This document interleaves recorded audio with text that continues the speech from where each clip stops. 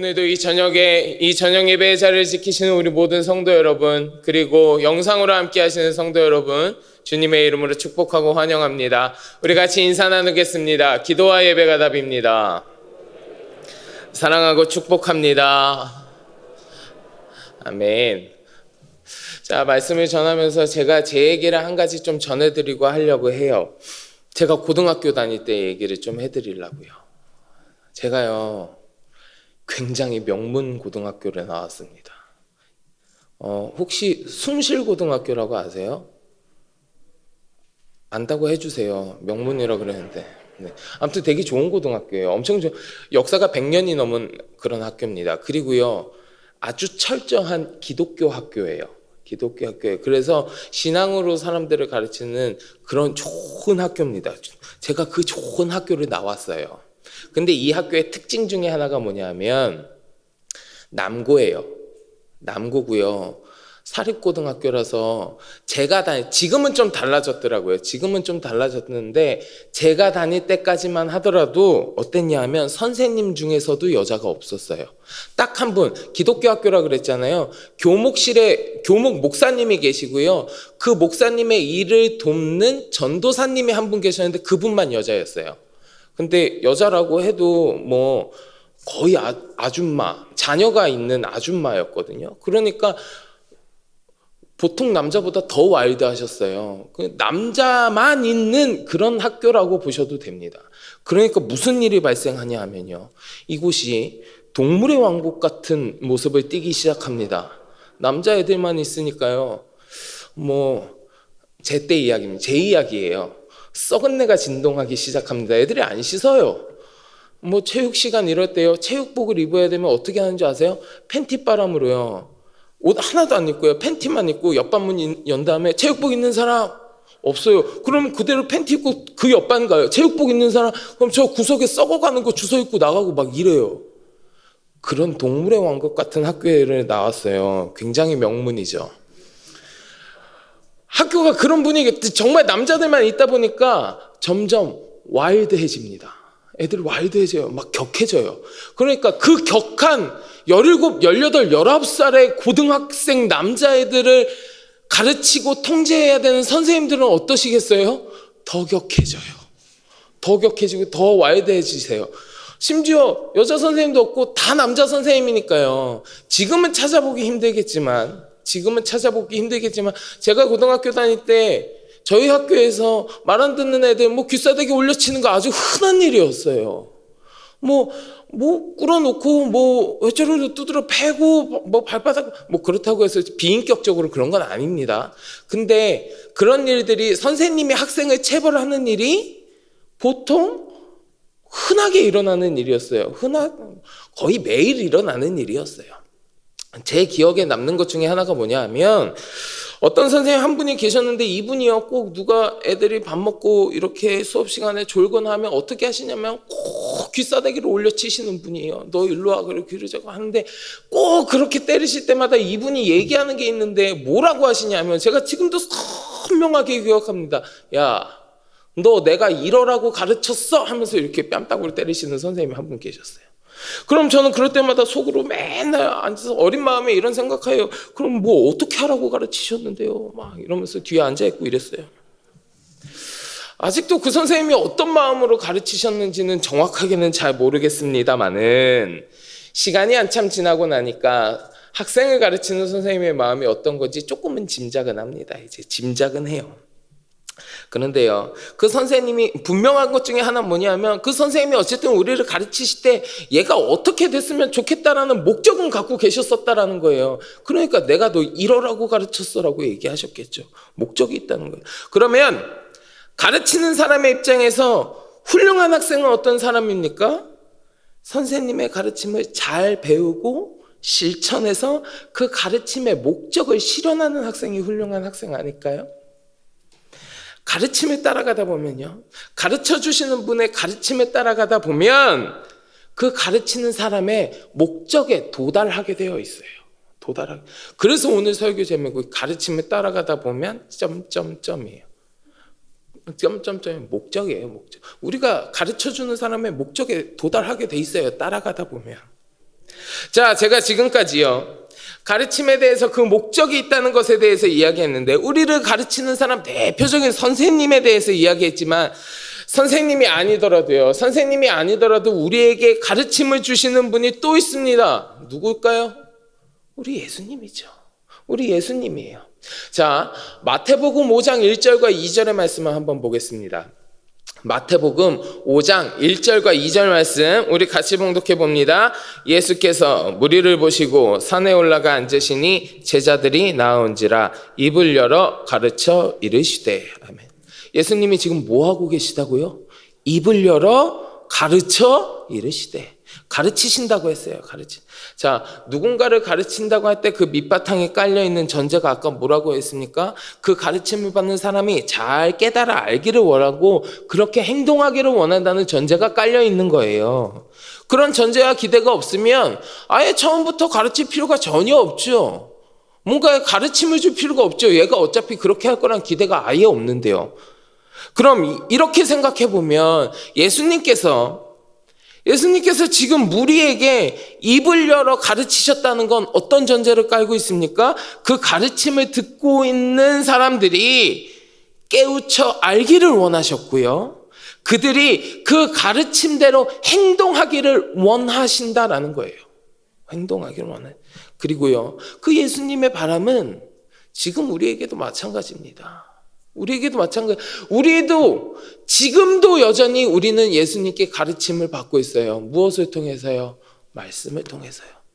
그래서 여러분, 말씀이 살아있다 그러는 거예요. 그래서 살아있다 그러는 거예요. 살아있는 말씀이기에 지금도 우리를 가르치고 계시는 거예요. 그러면 우리에게도 예수님이 그렇게 바라지 않으시겠어요? 그렇게 행동하는 사람. 자, 우리가 좀 전에 봉독한 마태복음 5장부터 7장까지의 말씀, 이 말씀은 우리가 산상수훈이라고 이야기하죠. 산상수훈. 자, 이 산상수훈의 말씀을 통하여서요, 우리 주님께서는 우리에게 정말 많은 가르침을 주고 계십니다. 앞전에 얘기한 것처럼 우리를 향하신 예수님의 가르침에는 또 그런 목적이 있을 거란 말이에요. 목적이. 자, 예수님께서 가르쳐 주시는 수많은 가르침 중에 한 가지만 오늘 나누어 보겠습니다. 수많은 가르침 중 한 가지, 그게 오늘 본문이에요. 그게 오늘 본문. 그리고 나서 예수님이 우리에게 이러한 많은 가르침을 주시는 목적은 무엇일까? 그것에 대해서 우리가 오늘 같이 나누어 볼까 합니다.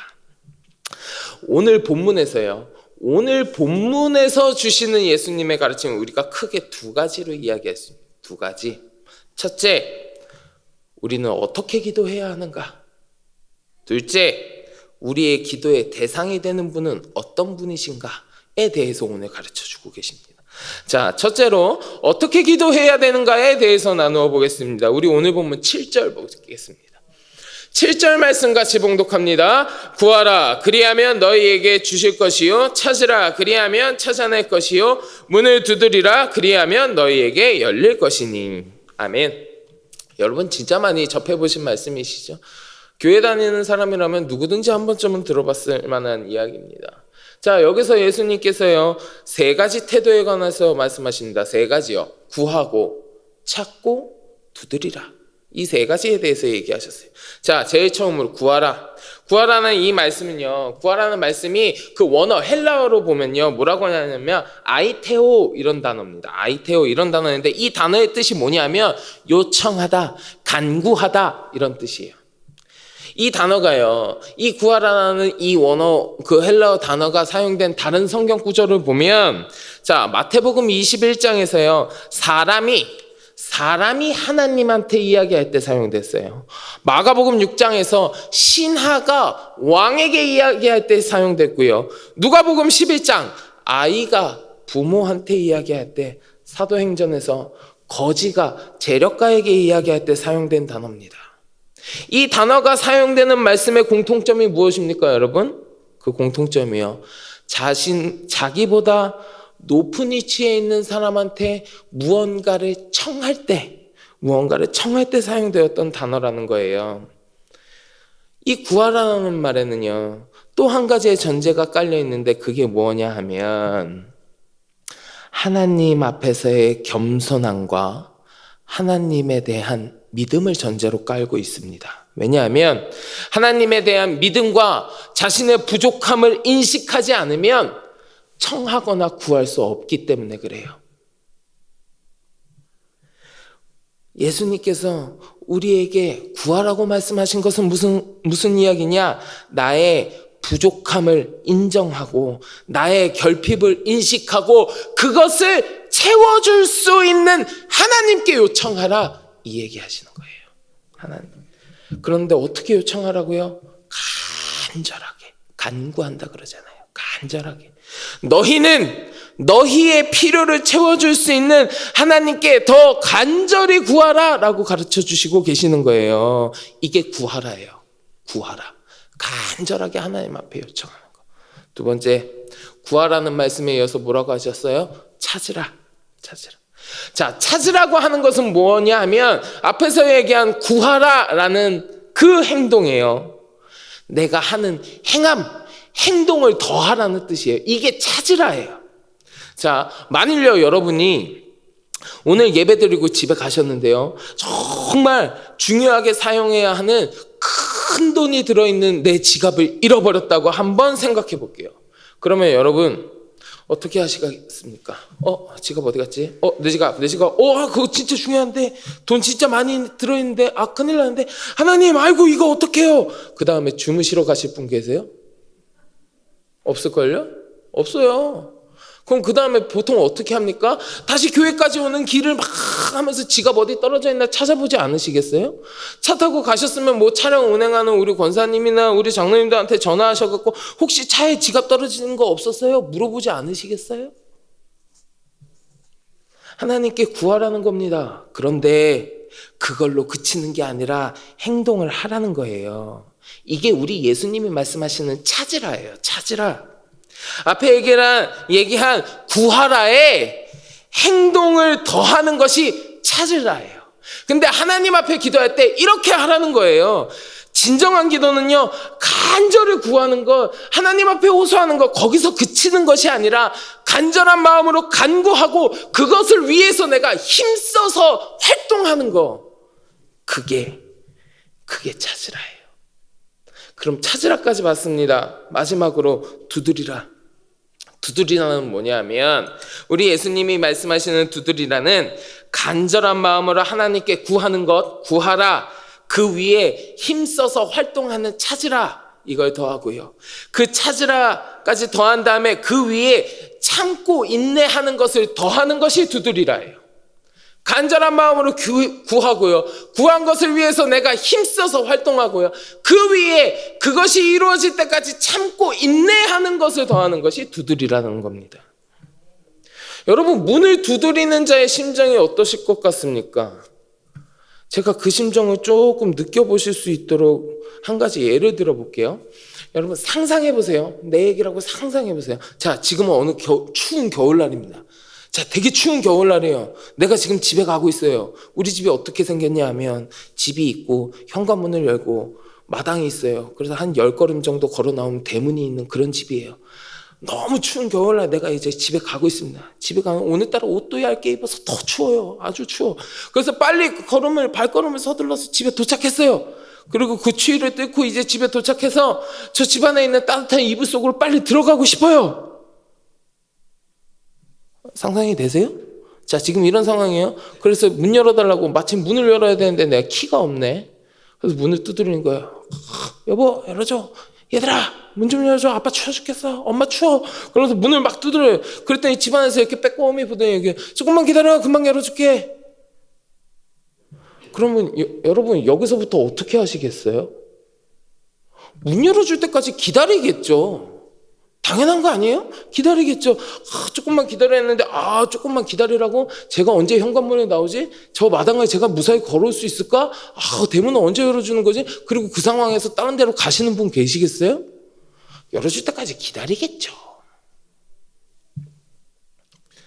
내가요 간절히 바라고 문을 두드리는 행동을 했잖아요. 그러면 이제 문을 열어줄 때까지 인내심을 갖고 기다리라는 거예요. 이게 예수님 오늘 본문에서 얘기하시는 두드리라예요. 두드리라. 구하는 것에 행동을 더하고 그 위에 인내를 더한 거, 이게 두드리랍니다. 내가 간절한 마음으로 주님께 구하였고요, 그것이 이루어지기를 바라는 마음으로 내 삶 가운데 최선을 다해 행동했으면 그것이 이제 이루어지는 순간까지 믿음으로 인내하며 기다리는 겁니다. 이게 우리 예수님 말씀하신 두드리라고요. 우리가 기도할 때 이렇게 기도하라는 것이 예수님의 가르침이에요. 구하고 찾고 두드리라. 너희가 하나님께 기도할 때 그냥 중언부언하지 말고 대충 하지 말고 정말 하나님 앞에서 겸손함을 가지고 자신의 부족함을 인정하면서 간절한 마음으로 기도해라. 그리고 그 기도가 이루어지도록 너의 삶 가운데서 최선을 다해라. 마지막으로 그 기도를 우리 하나님께서 이루어 주신다는 믿음을 가지고 인내하면서 기다리라. 이것이 오늘 본문에서 우리 예수님이 우리에게 가르쳐 주시는 어떻게 기도하는가에 대한 가르침입니다. 우리 예수님께서 이렇게 기도하라고 가르쳐 주신 다음에요, 그렇게 기도할 때에 찾아오는 결과에 대해서도 이야기하셨어요. 우리 오늘 본문 8절 같이 봉독할까요? 8절 말씀 같이 봉독합니다. 구하는 이마다 받을 것이요 찾는 이는 찾을. 아멘. 자, 8절 말씀에서 예수님은 분명히 구하면 받을 것이고 찾으면 찾아낼 것이고 두드리면 열릴 것이라고 하셨습니다. 너희가 기도하면서 간절함으로 하나님께 간구하고 너희의 기도 응답을 위하여 행동하면서 끊임없이 인내하며 기도한다면 하나님께서는 그 기도에 응답해 주신다는 확실한 약속을 해 주신 거예요. 누가복음 11장에 보면요, 누가복음 11장에 보면 오늘 말씀과 같은 말씀이 나오거든요. 같은 말씀이 나오는데 마태복음에는 없는 다른 비유 하나가 누가복음에는 나옵니다. 우리 좀 같이 좀 봤으면 좋겠어요. 누가복음 11장 5절부터 8절입니다. 11장 5절부터 8절 같이 한번 봉독해 보겠습니다. 또 이르시되 너희 중에 누가 벗이 있는데 밤중에 그에게 가서 말하기를 벗이여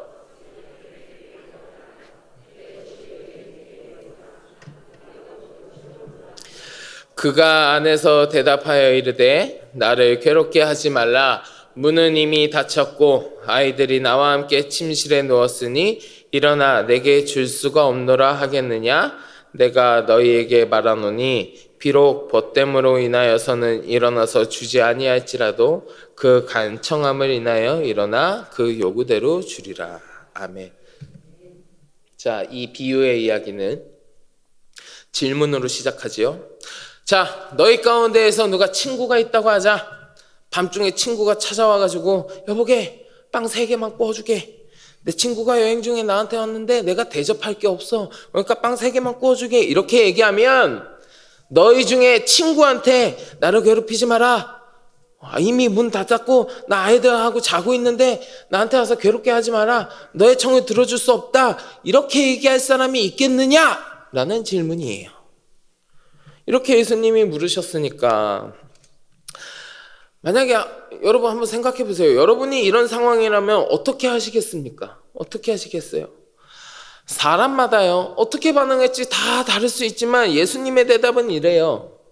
그 사람의 친구라는 이유를 가지고서는 일어나서 그 청을 들어주지 않을 수도 있어. 그러나 계속해서 그가 간절하게 부탁하면 마침내 일어나서 그 사람이 필요로 하는 만큼 주지 않겠느냐? 이게 예수님의 대답이었습니다. 이게 무슨 비유입니까, 여러분? 이 비유가 뜻하는 게 뭘까요? 기도 응답의 확실성에 대한 약속이에요. 친구에게 밤에 간청하면 귀찮더라도 그 간청하는 것을 보고 빵을 빌려주듯이 하나님께서는 그의 백성이 간절한 마음으로 믿음을 가지고 끝까지 간구한다면 그 기도에 반드시 응답해 주시는 분이시다라는 이야기예요. 물론 우리 하나님 기꺼이 주시기를 기뻐하시는 분이라는 것도 우리가 잘 압니다. 잘 알고 있지만 우리가 하나님께 기도할 때에 예수님께서 가르쳐 주신 대로 기도한다면 우리 주님은요 꼭 응답해 주신다는 거예요. 사랑하는 성도 여러분, 예수님은 우리가 기도할 때 어떻게 기도해야 되는지 알려주셨습니다. 간절히 구하고 행동하고 인내하며 기도하라고 우리를 가르치셨습니다. 그리고 이렇게 기도한다면 하나님이 반드시 응답해 주신다는 약속도 주셨습니다. 여러분 어떻게 기도하고 계십니까? 예수님의 가르치신 대로 기도하고 계십니까? 우리의 기도가 예수님께서 가르쳐 주신 기도가 되기를 축복합니다. 기도 응답의 역사가 여러분의 이야기가 되시기를 축복합니다. 자, 우리가 예수님의 가르침, 수많은 가르침 중에 한 가지 지금 본 거예요. 그리고 그 가르침의 두 번째 이야기, 제가 두 가지라 그랬죠. 두 가지. 또 하나가 뭐냐면 다른 비유를 들어서 설명하시면서 우리의 기도의 대상이 되시는 하나님 아버지가 어떤 분이신가에 대해서도 다시 알려주고 계세요. 우리 오늘 보면 9절부터 11절이에요.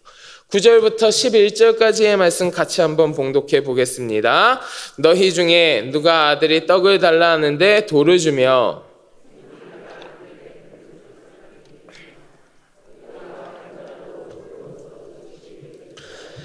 하물며 하늘에 계신 너희 아버지께서 구하는 자에게 좋은 것으로 주시지 않겠느냐. 아멘. 우리 예수님께서요, 지금 육신의 아버지와 하늘의 아버지를 비교하면서 말씀해 주셨죠. 육신의 아버지와 하나님 아버지가 어떻게 다를까요? 누가 능력이 있을까요? 누가 더 좋은 분일까요? 물론 우리 육신의 아버지도 좋으시지만 그래도 하나님과 비교할 수는 없겠죠. 어떻게 사람을 하나님과 비교하겠어요? 그런데 이 비유에서 이야기는 이 두 아버지의 공통점이 있어요. 공통점. 그게 뭐냐면 자녀들에게요, 좋은 것을 주고 싶어 하신다는 거예요. 좋은 것. 9절과 10절에 나오는 떡과 생선, 이거는요, 아들이 아버지에게 구한 필요한 것을 의미합니다. 반대로 돌과 뱀은 뭐예요? 아들에게 전혀 무가치하고 해로운 것을 가리킵니다. 아들이 필요한 것을 구할 때 오히려 해로운 것을 줄 부모가 없다라는 것을 이야기하면서 하나님은 기도하는 자에게 필요한 것으로 응답하시는 분이다라는 것을 이야기해주고 있습니다. 그리고 11절에서 다시 한번 강조하는데 11절에 보면요, 여러분 중간에 이런 단어가 나옵니다. 하물며. 이 하물며라는 단어가 무슨 뜻입니까? 앞에 사실이 그러하면 뒤에 것은 말할 것도 없다, 이런 뜻 아니에요? 육신의 아버지도 너희에게 필요한 것을 주는데 하나님은 말할 것도 없다, 이거예요. 하물며 하늘에 계신 너희 아버지께서 구하는 자에게 좋은 것으로 주시지 않겠느냐. 하나님은 어떤 분이시냐? 우리의 간구를 들으시고 우리에게 좋은 것으로 응답하시는 분이시다라는 것을 가르쳐주고 계시는 거예요. 자, 그런데요, 여기서 우리가 한 가지 생각해 봐야 되고 잘 유념해야 될 게 있습니다. 뭐냐면 예수님께서 지금 말씀하신 좋은 것에 대한 거예요. 좋은 것. 오늘 본문에서요, 예수님께서 말씀하시는 이 좋은 것은요, 우리가 바라는 것하고는 다를 수 있습니다.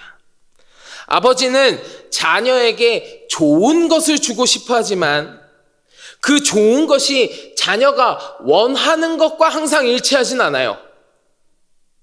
자녀가요, 누군가를 괴롭히고 싶다고 했을 때, 아니면 어린 자녀가 위험한 것을 갖고 싶다고 했을 때 그것을 다 주겠습니까? 그렇게 하라고 하는 부모는 아마 없을 거예요. 위험한 것을 건네주는 부모는 아마 없을 거예요. 그런 행위가 잘못되었다, 이거 위험하다, 이렇게 가르쳐 주겠죠. 아버지는요, 자녀가 원하는 것이 아니라 자녀에게 좋은 것을 주고 싶어 한다는 게 바로 이겁니다. 우리 하나님도요, 우리에게 좋은 것으로 주시는 분, 좋은 것으로 응답하시는 분이라고 그랬어요. 우리가 원하는 것과 하나님이 우리에게 응답하시는 것이 때때로는 다를 수 있습니다. 그런데 이 다름 때문에요, 우리는 불만과 불평을 갖기도 합니다. 불만과 불평을 갖기도 해요. 그러나 여러분 꼭 기억하시기 바랍니다. 하나님은 우리에게 좋은 것을 주시는 분이에요. 나에게 좋은 것을 주시는 분. 우리의 생각을 뛰어넘어서요, 내 생각과 내 바람을 뛰어넘어서 결국에는 내 삶 가운데, 우리의 삶 가운데 가장 좋은 것으로 응답해 주시는 분이 우리 하나님이시라는 것을 기억하시기 바랍니다. 자, 지금까지요. 우리를 향하신 예수님의 많은 가르침 중에 하나 살펴본 거예요. 우리 산상수훈에 진짜 많은 가르침이 있습니다. 더 확장해 보면요, 산상수훈 넘어서도 예수님께서 우리에게 가르쳐 주신 가르침이 얼마나 많은지 몰라요. 그 수많은 가르침 중에 우리 지금 하나를 아주 짧게 나누어 본 것뿐이에요. 그러면요, 하나님이 이러한 가르침을 주시는 이유가 무엇인가?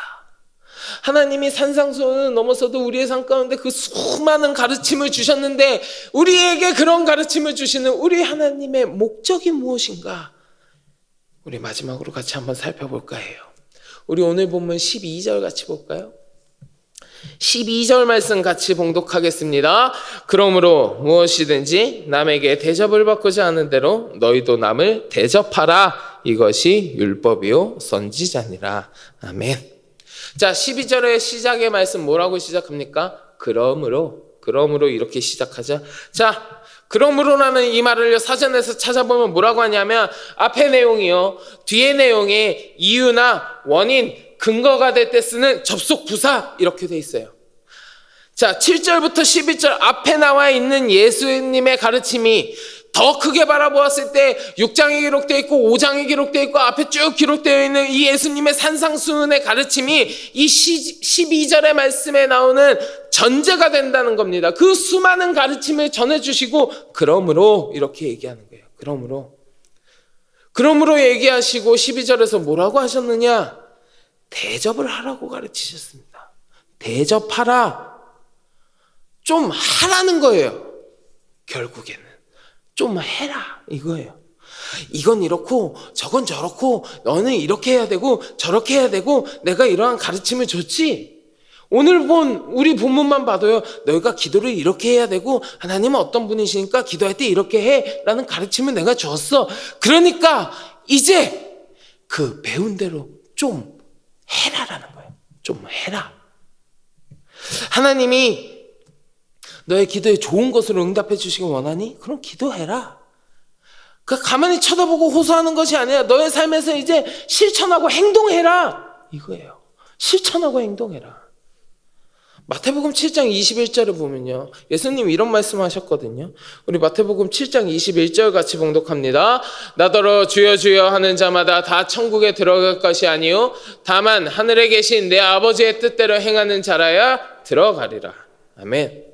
주여 주여 말하는 자가 아니라 아버지의 뜻대로 행하는 자, 그 뜻대로 행하는 자. 행함은 예수님이 우리에게 주시는 그 가르침의 목적이 되는 거예요. 우리가 예수님의 가르침을 그저 듣고 바라보고 이야기하는 것에 그치지 말고 우리의 삶이요, 그 예수님의 가르침을 행하는 삶이 되기를 우리 주님께서 바라신다는 겁니다. 사랑하는 서선제일교회 성도 여러분, 여러분들은 이 말씀대로 살아가고 계십니까? 여러분들의 삶은 이러한 행함이 있는 삶이십니까? 예수님은 분명히 대접하라라고 얘기하셨어요. 대접하라. 이렇게 우리에게 명령하셨습니다. 그러니 우리는 그 말씀대로 행동해야 합니다. 하나님을 향한 간절한 마음 가지고 계십니까? 내 간구를 들어주시는 우리 하나님이 어떤 분이신지 아셨습니까? 예수님의 가르침이 무엇인지 내가 이해했습니까? 그러면 이제 그 가르침대로 행해야 하는 차례예요. 여러분, 우리가 가르침을 받았다면, 우리 주님께서 이 살아있는 말씀을 통해서 지금 이 시간에도 나를 가르쳐 주셨다면 이제 내가 이 가르침대로 살아야 되지 않겠습니까? 자, 이렇게 우리 주님께서 행하는 삶을 살아라 라고 얘기해 주셨어요.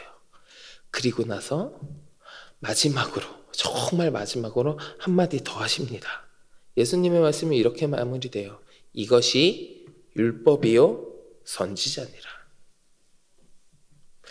마태복음 22장 34절부터 40절까지의 말씀을 보면요, 어떤 율법사가요, 예수님께 와서 질문을 합니다. 선생님, 율법 중에서 어느 계명이 제일 큽니까? 그랬더니 그 질문을 들으신 예수님께서 대답하십니다. 첫 번째는 주 너의 하나님을 사랑하라. 두 번째는 내 이웃을 내 자신과 같이 사랑하라. 이 두 계명이 온 율법과 선지자의 강령이니라. 이렇게 대답하세요. 그리고 오늘 가르침의 마무리도 뭐라고 얘기하셨다고요? 이것이 율법이요 선지자니라. 결국은요, 우리 주님께서 얘기하신 하나님을 사랑하고 내 이웃을 내 자신같이 사랑하는 것이 무엇이냐? 우리 예수님께서 우리에게 가르침대로, 우리에게 가르쳐 주신 그 가르침대로 행하는 것이, 내가 그것을 행하며 살아가는 것이 하나님을 사랑하고 내 이웃을 내 자신과 같이 사랑하는 것이다 라는 거예요. 우리 예수님의 가르침을 잘 이해하고 그 가르침대로 행하는 삶이 하나님을 사랑하는 삶이요, 그 가르침대로 행하는 삶이 이웃을 사랑하는 삶이 된다라는 겁니다. 이것이 우리 예수님께서 우리를 향하여 가르쳐 주시는 가르침의 종착역이에요. 우리 주님께서는요, 지금도 우리에게 많은 가르침을 주고 계십니다. 오늘 본문만 봐도 어떻게 기도해야 되는지, 하나님이 누구신지에 대해서 알려주고 계시죠. 그리고 그 가르침을 행하는 삶을 살아야 한다고 이야기해 주시면서 그 행함이 하나님을 사랑하고 이웃을 사랑하는 것이다 라는 것을, 이것이 우리를 향한 우리 주님의 가르침의 목적이라는 것을 오늘 우리가 말씀을 통해서 같이 나누었습니다. 이 살아있는 말씀, 지금도 살아 숨쉬며 우리를 늘 가르쳐 주시는 이 예수님의 가르침이 그 목적 가운데로 우리를 이끌어주는 나침판이 되어주는 거예요. 사랑하는 서산제일교회 성도 여러분, 우리는 참 연약하고 부족한 존재들이잖아요. 그래서 하나님이 원하시는 대로 살아가지 못할 때가 얼마나 많이 있습니까? 오히려 그러한 삶이 내 삶 가운데 대부분일 때도 있습니다. 그러나 그런 우리들을 우리 예수님은 포기하지 않으시고 그 주의 뜻대로 살아갈 수 있도록 지금도 계속해서 가르쳐주고 계십니다. 이제 우리가 그 가르침대로 행하며 살아가는 우리의 삶이 되기를 소망합니다. 예수님의 가르침을 행하며 살아가는 우리의 삶 속에 하나님을 사랑하고 이웃을 사랑하는 그 하나님의 가장 큰 계명이 드러나는 여러분들의 삶이 되기를 간절히 축원합니다. 그래서 내 삶이 그 하나님의 사랑이 드러남으로 말미암아 우리 하나님께서 나를 바라보며 기뻐하시고 흡족해 하시는 그러한 여러분들의 삶이 되시기를 주님의 이름으로 간절히 축원합니다. 아멘. 우리 같이 기도하겠습니다.